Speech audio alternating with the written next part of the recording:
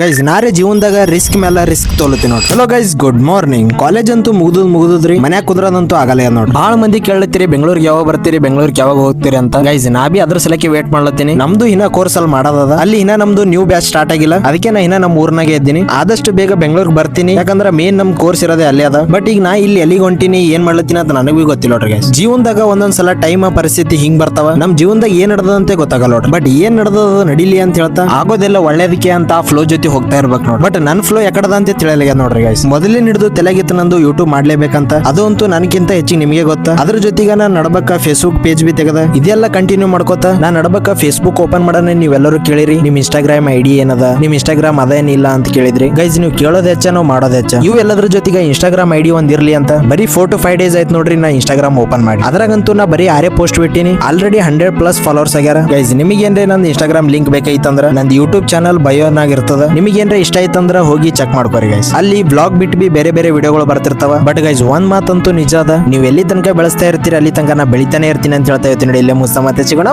Bye, take care.